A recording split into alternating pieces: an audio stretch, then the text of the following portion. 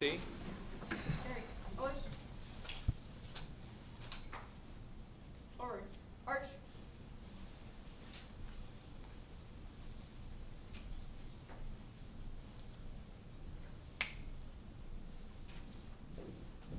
Over. Hold. Left. Face. Raise it. Colors. I pledge allegiance to the flag of the United States of America and to the republic for which it stands, one nation, under God, indivisible, with liberty and justice for all. Harry. Colors.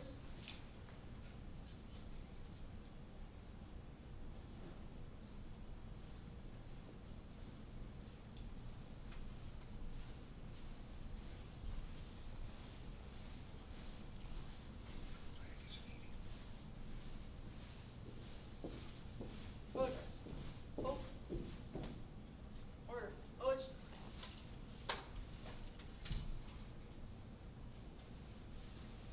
Please be seated. Carol's here. So we're going to give our other director just a minute to get up here, and then we'll start.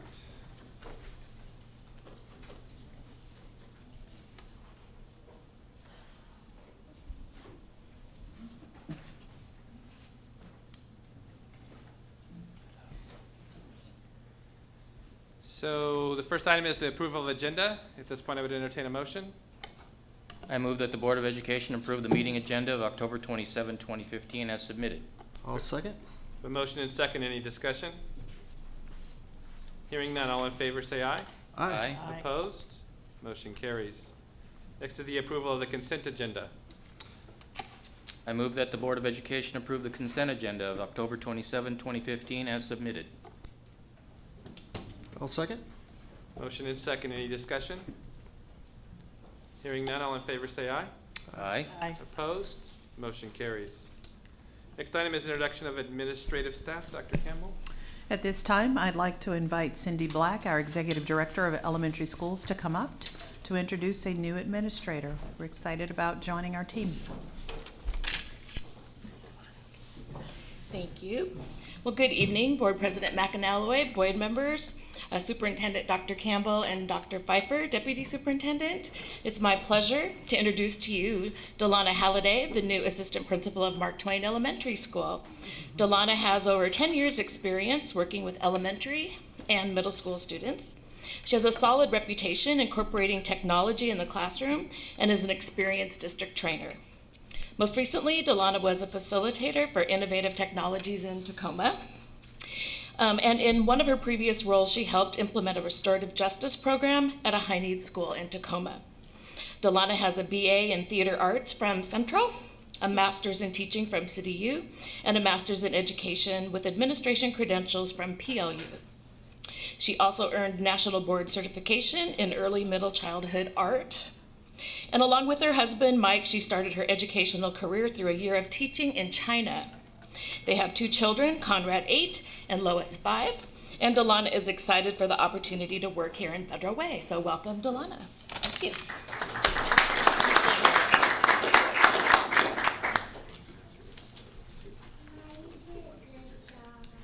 So our next item is to do good news announcements, and we're actually going to start with Director Peterson's area. The one from my area isn't quite here yet, so we're going to give him just a minute to get here.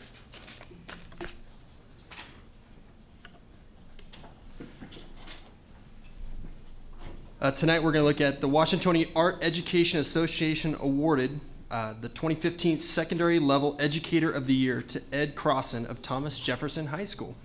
The National Board Certified Art Teacher works tirelessly to create meaningful art learning experiences for his students. In addition to his teaching work, Ed promotes community involvement through both his classes and a number of after-school clubs. Let's give him a hand.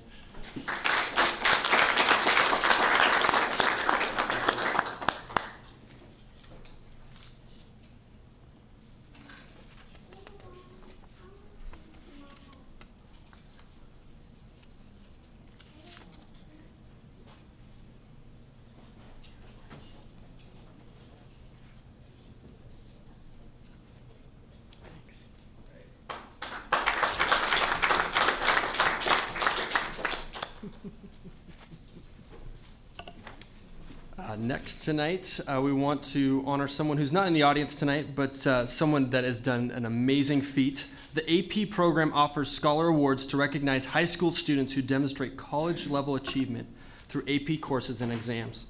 Decatur High School has a total of 53 AP scholars being recognized for the performance on spring 2015 AP exams.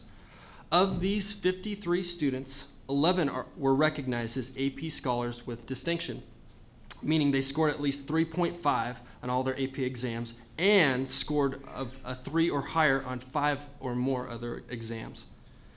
Decatur has one national AP scholar. Anastasia Karanitova, as a national AP scholar, Anastasia scored at least a 4 on all of her AP exams on at least 8 or more exams.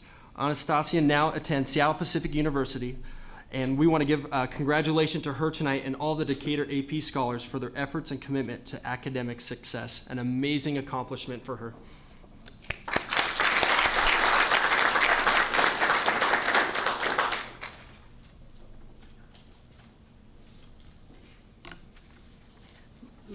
Mine is for District 4. A group of 16 girls from Sequoia Middle School with an interest in computer science careers visited the Seattle Twitter office on Friday, October 16th. The girls met with Twitter staff and members of the Girls Who Code organization for a day of talks and sessions on coding. While at Twitter, the girls got an overview of the scale of Twitter and participated in coding lessons based upon their skill level. The trip was facilitated by Sequoia teachers Melody Nordstrom and David Chernikoff, right? Someone's in the audience. Is that close? Thank you. We appreciate your efforts to encourage girls to consider STEM career paths by providing a real-world experience. Thank you. Congratulations.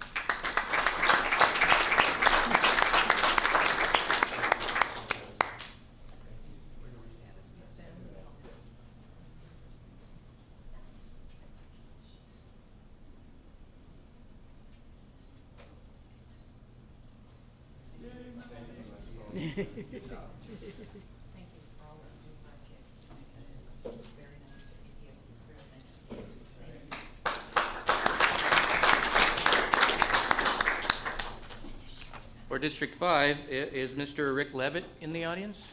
You can join us up front. Mr. Rick Levitt is the Maintenance and Operations Manager, and this speaks to sustainable operations. We're the largest employer in Federal Way, and so it just makes sense that we seek ways to be responsible neighbors. Federal Way Public Schools has earned an Integrated Pest Management Star certification for exceeding a rigorous standard for integrated pest management.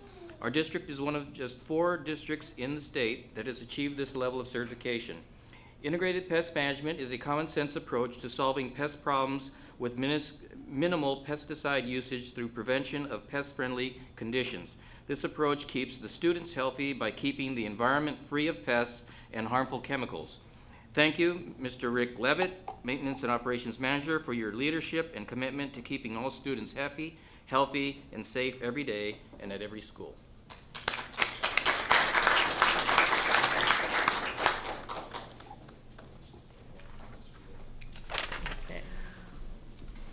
Okay, this is for District 1.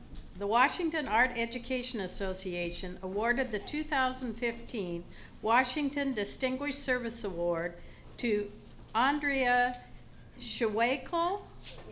Is that close? Yes.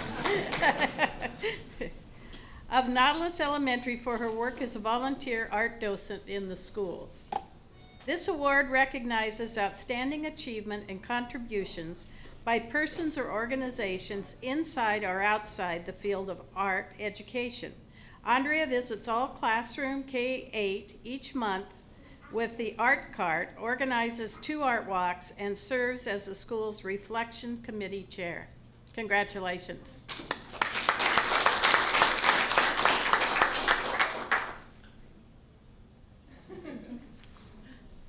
Give them all one more round of applause.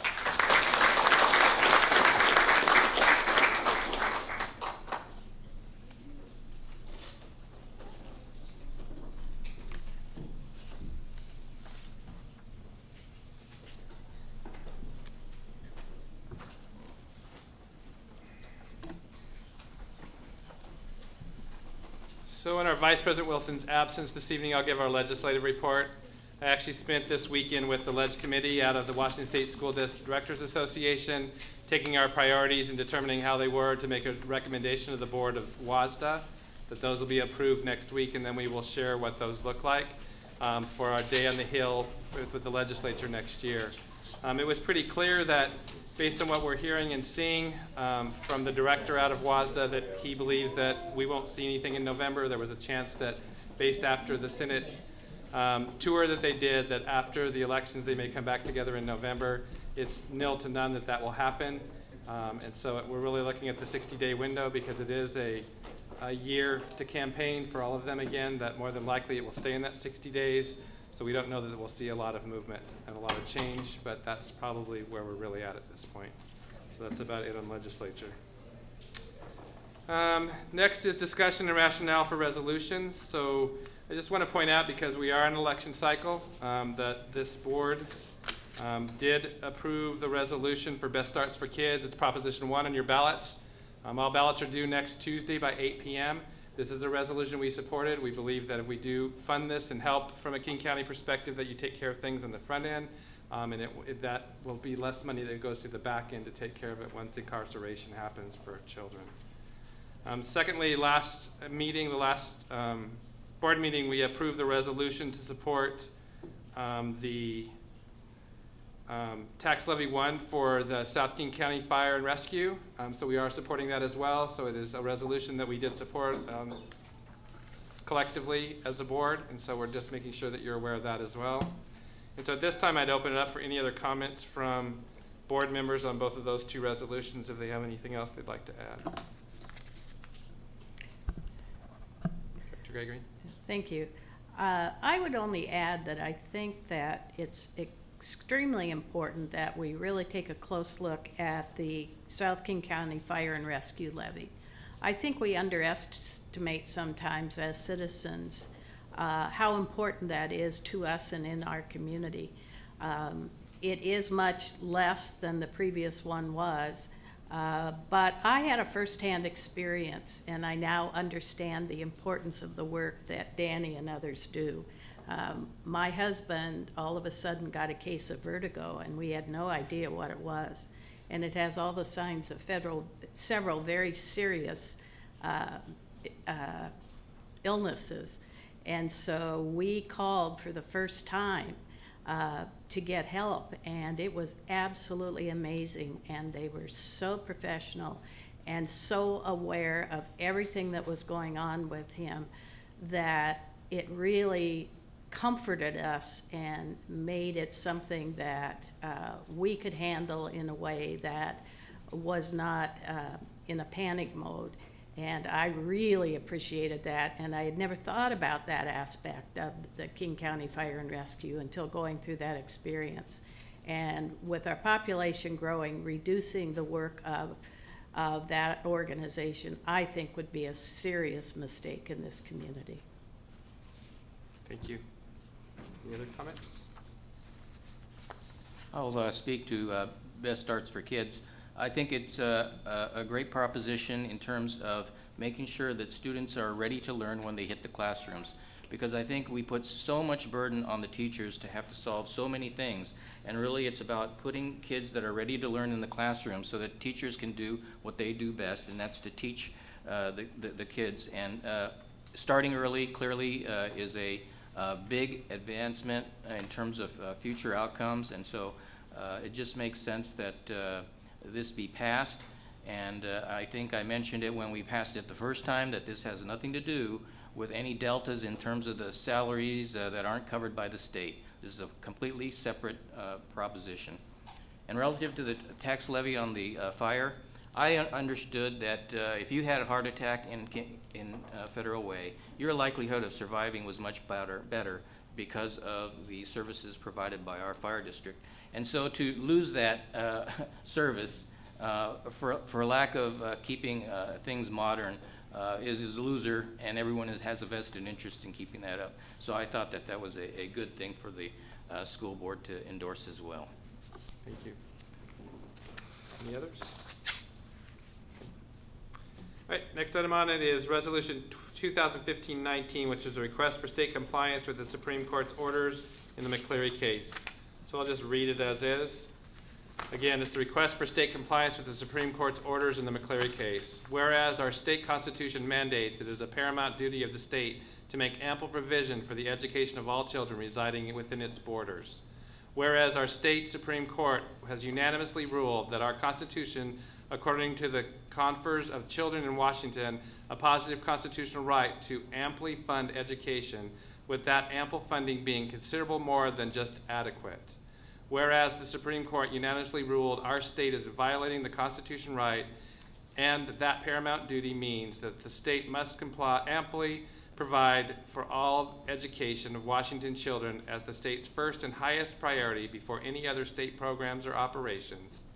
Whereas the legislature has been ordered to fully provide that ample funding that no later than the 2017-18 school year, and been repeatedly ordered to produce its complete plan for doing so. Whereas the Supreme Court ordered that the state's complete plan must amply fund the actual cost of K-12 education, including, for example, the cost of recruiting and retaining competent teachers, administrators, and staff, and the actual cost of constructing facilities required to reduce K-3 class sizes to 17 students and expand kindergarten from half-day to full-day. Whereas the Supreme Court last year ruled the state is in contempt of court for the legislature's repeated failure to produce the court-ordered ample funding plan. Whereas the Supreme Court this year imposed a $100,000 a day contempt sanction on the state for the legislature's continuing failure to produce the court-ordered ample funding plan. Whereas we expect citizens and students in our school district to obey the law, and we should expect no less of our state officials. And whereas the education of our students cannot afford more state delays, now therefore be it resolved that the Board of Directors of the Federal Way Public Schools District Number 210 request that our state officials promptly and fully comply with the Supreme Court's orders in the McCleary case. Adopted by the Board of Directors, Federal Way Public Schools Number 210, King County, Washington, at a regular open public meeting thereof on the 27th of October 2015, following directors being present and voting in favor of the resolution. So at this time, I would open the floor for a motion. I move that the Board of Education adopt Resolution 2015-19, request for state compliance with Supreme Court's order in the McCleary case. A motion, do I hear a second? Second. Any discussion? I think this is just another, it's just another opportunity. This is an issue that happened in our state that what didn't happen overnight, and it's not going to be a simple, quick fix. But I know there's lots of people down in Olympia that want to see this change and funding happen. And I think just by us continuing to express our voice empowers those people to say, to go and represent us with the motions that are made on the floor and those types of things, and to really get creative on how to change spending and budgeting so that education can be funded completely. So this is we need to continue to do these types of things as a board, and I think it's a positive step in seeing that come to fruition. Thank you. This one, to me, has everything to do with the disparate funding that Federal Way Public Schools gets from the state, and so they need to fix the baseline, and hopefully the legislators will take the Supreme Court seriously and fix the funding problem. Being on both sides of this coin, I'm really proud of the board and the school directors for doing this, because one of the unfortunate realities of what's going on in Olympia is there are a lot of people that want to fix it, but not a lot of people that are willing to get down to the detail of what it's going to look like and how much it's going to cost. And more public pressure that we can have on the total body, including me, is really going to be helpful, because I worry a lot that we're going to find one more reason that we can't get it done, and that would be a shame. All right, hearing no other comments, all in favor say aye. Aye. Opposed? Motion carries. So this is a time for public comment. There are blue sheets on the back table if anybody wants to make comments. At this time I only have one. Gary Robertson on playground safety and the October 19th Senator Listening Tour. Before you start the timing for my speech, I have one a comment that I want to make to the board, and that is I applaud you for what you just did, because we're talking about a critical issue here when it comes to getting the necessary funding to give our students a first-class education, and they deserve that and more. So now I will present my speech. Good evening, board members and Superintendent Campbell. My name is Gary Robertson, and I'm a substitute paraeducator and an advocate for paras and teachers. Tonight I want to speak briefly on two subjects. The first is playground safety. I just heard the district was planning to remove swings from elementary school playgrounds over the next 2 years, a couple of years, due to safety issues.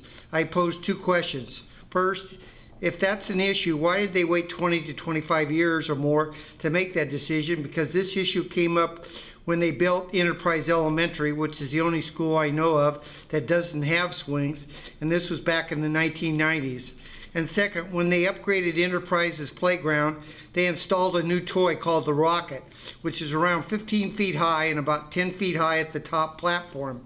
Even with the mat on the ground, if a student fell, they could easily break a limb or worse, depending on how they fell.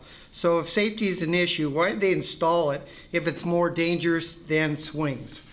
Okay, about a week ago, I spent 5.5 hours in Renton at the senator's listening meeting. And at this meeting, it lasted over 3 hours because there were more than around 70 speakers, including our board president, Sally McCleary, and myself. Also attending were Dr. Campbell, board member Claire Wilson, and board member to be Liz Drake. The first 7 or 8 speakers, including our board president, got to speak for 8 minutes, and the remaining 60 plus speakers spoke for only 2 minutes. Our board president in his speech made 2 very important points. The totally outdated school funding formula used by the legislature benefited large school districts like Seattle and Bellevue, while shortchanging districts like Federal Way year after year, a point brought up each year when Sally McCleary made her annual budget presentation. And second, the levy rate paid by our taxpayers is 2 to 3 times the rate of other districts, which is not fair. There were a few speakers who were very passionate about what the legislature had not done and what they should do. In addition, some speakers came up with some great ideas for attaining additional funding, including a capital gains tax, an income tax, a carbons tax, and eliminating some of the tax breaks given by the state that costs us billions of dollars in potential revenue. Finally, there was one central theme delivered by all the individuals who spoke, and that is, whatever you do, do it now and make it fair to everyone. Thank you for your time. Thank you, Gary. Right, next is superintendent comments. Dr. Campbell. Couple of highlights. We are right now in the midst of beginning strategic planning, beginning November 2nd and 3rd. Our core team will be coming together. We have almost 100 people who have confirmed their participation. We'll be spending 2 full days outlining what I would say is the roadmap for improvement for the district over the next years to come. Part of that, we will also have meetings in the districts of each of our board of directors, and so you will be getting more information about that. I will just say that we've sent out a survey to all of our staff and all of our families, and we want to hear from you. So if you haven't completed the survey, please do so. That will inform what we know to be about the current reality of the district. But these are exciting times. We have not had a strategic plan in 20 years, and again, we're going to outline our beliefs, vision, mission, goals, metrics, and what are those key benchmarks that our students will need to meet so that they can graduate career, college ready, and confident. The other piece that I'd like to provide an update on is where I am in my 100-day entry plan. I'm almost through half of our schools where I'm spending 2 hours meeting with staff, meeting with families, and walking through classrooms, about 10 classrooms on average at every building. At this point, I think I've met face-to-face with, in groups of 2s, 3s, or 1s, over 200 families, and they have given me a lot of information that I would say have generated common themes across, no matter the schools that they're in, and that information will be very informative as we go into our strategic planning process. So that's just an update of a little bit of the work that has been going on from my role as well as our team. I want to also thank the team for embracing the work. We just finished creating a theory of action as a leadership team, and I will tell you, it was pretty amazing. They broke up into 2 separate groups, and when they came back, they almost said the exact same thing. So we're starting to get calibrated about what it will take as a central office group to ensure that every single student at every single classroom is learning at the highest level. Great. Thank you. Next are school board comments. Director Peterson, would you like to start us? It's been a great month, loving the color change outside, and today I was over at Green Gables as a watchdog dad and out there for recess. I know it rains coming tomorrow, but just it's fun just seeing what's going on in our schools. Before I came here tonight, I was actually over at the South King Fire Commissioners meeting, and over there tonight as they were doing some of their business, and it spoke to me. I wasn't planning it when I went there to hear comments, but I think it just speaks to some of the great work happening here. And as superintendent, just talked about her 100-day entrance plan and the excellence that she's doing with that. Because part of the meeting, totally unprovoked, one of the commissioners jumps in and just says, "Yeah, I was at this meeting, and man, that new superintendent, Tammy Campbell, she is just amazing. What a phenomenal person. She's just excellent. I just can't speak enough." And then the chairman, Bill Gates, he chimes in, "Oh man, she's fantastic. And she was at the chili cook-off, and what a great person. And it's so great to have her living here and part of the community." And you know, it's just one of those things you just kind of sit back and smile and just go, she's just doing a great job representing us. On a lighter note too, I was actually over at Federal High School doing the inspection for my real job the other day, and so I'm in my firefighter uniform, and they don't see me in a different light. And it was great as I'm there too, is I had a teacher and administrator later on, but the teacher didn't know that I was on the school board, and basically same thing, just said, "Yeah, you know, the superintendent was over here the other day. She's just such a great person. We're so excited." And it's great to be in those places where they don't necessarily know who you are, and just having those comments happen. And so I just want to share that publicly tonight. You know, it's not easy when you're starting just trying to get ground here in a community like this, but Tammy's been doing a phenomenal job, and just keep it up. I commend you for the work you're doing, and you're involved. I know a few weeks ago they had the Advancing Leadership night celebration of the stars. I know Jeffrey was there, I think Claire was there, and Tammy was there, and I heard great things about that as well. So it's phenomenal. For me as well, I've been to a couple football games. I've been to a cross-country meet. I've been to some different events, and rain and shine and whatever, and it's cool seeing that we're in homecoming season right now, and what's going on, celebration at our different high schools. It's really cool to see the work happening here.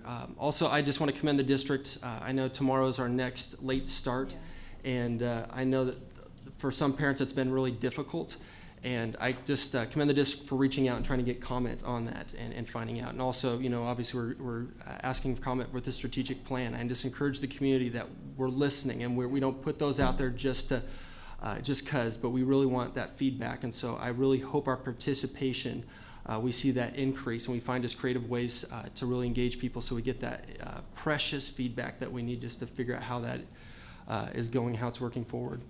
One other thing I just want to highlight, I won't be able to be there this Saturday. I'm working, but I know We Scare Hunger is going to be happening. We're going to be doing that at Town Square, and I believe it's from 6 to 8? Celebration Park.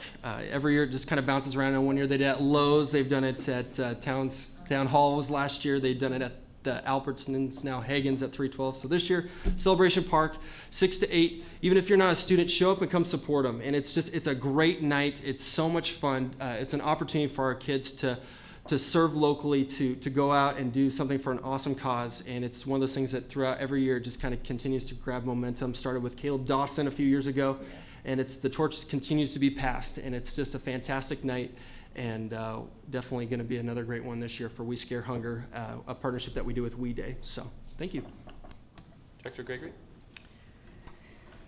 Just a few comments on what I see happening at the federal level.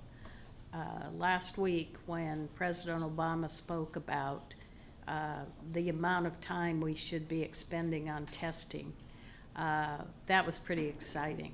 That finally, I think, brought the pendulum back to reality to some extent. Yes, we may need assessments, But assessments, the purpose of assessments is to help children learn, not to put a bunch of test scores up that nobody can understand and send them to the federal government so they can give us about 20% of our budget.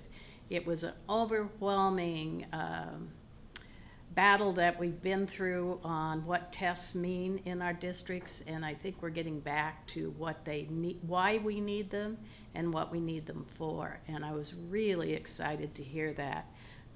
With no child being left behind, testing will still be a little bit of an issue, but that's okay as long as we're doing it for the right reasons. And that was the first time I've really heard somebody at the federal level, as high as the president, speak on how much time we ought to be using on standardized tests. And I thought that was really exciting. Director Eto? I'm going to just comment on a couple of things that were in the consent agenda. We extended the financing of the Puget Sound Skills Center, and Nancy Hawkins now has been retired for a while, and I had commented at the time that she had run a great program, and what really we needed to do was perhaps have more marketing. That marketing was the issue. Parents didn't understand what sort of programs we had, or aware that they could participate in various programs that would get their child career ready. So I thought it might be good, since Royce is now on board, that we get some sort of an assessment from her perspective as an insider, because I was just speaking as a board member, and get a sense on where she sees challenges in our CTE program and where we might be able to advance it further. So I'll put that out. And then on change orders, one thing I would hope, because maybe construction is not something that's been in the superintendent's background, construction has been in mine. You don't want to have a surprise in terms of your risk exposure. So I think as long as somebody's monitoring not only the change orders that we're putting in, but the claims that are potential losers for us, just so that we're always under budget. I would like to make sure that we're not caught by cost growth in any of our work there at Federal Way. Those are the only two things I had. Thanks. Great, thank you. So the last 2 weeks for me has been pretty busy. I have been to 3 schools. I actually got to observe the professional learning communities, we call them PLCs within the district, at Adelaide and Nautilus. So it's interesting to be able to sit back and observe that process and what they're doing to make sure we're focusing on each and every student and learning targets. So that was very impressive. I also toured the Sahali Middle School the last 2 weeks. As Gary Robertson spoke to, I had the opportunity to be one of the 7 panelists that got to speak to the Senate committee. There was actually 17 legislators there. There were 9 senators and 8 representatives that we spoke to. And it was nice to be able to have the opportunity to truly speak and talk about what is impacting our districts. And you know, they look at it, they're only going to 7. I was lucky enough to be picked for the King County area, so I made sure I covered WASDA pieces and embedded that in it, but it was really important for me to make sure that the Senate heard what impacts we're having negatively based on the current models of funding, as Gary talked to.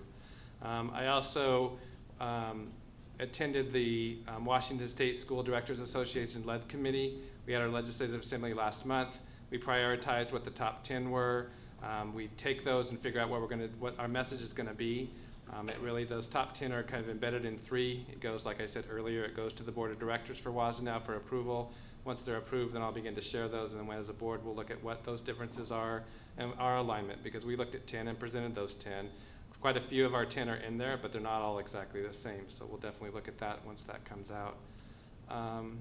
Also on Friday evening, there were several of us from the district that attended the Superheroes for Communities and Schools fundraiser. It was nice to participate in that and be there to support that great work that they do.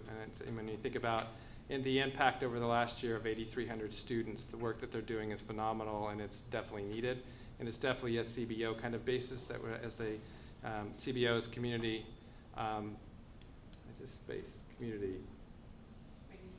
community-based organizations, thank you. Yeah, we have so many acronyms I can't always remember and keep up with them. But so it was nice to participate in that too. So that's all I have at this point.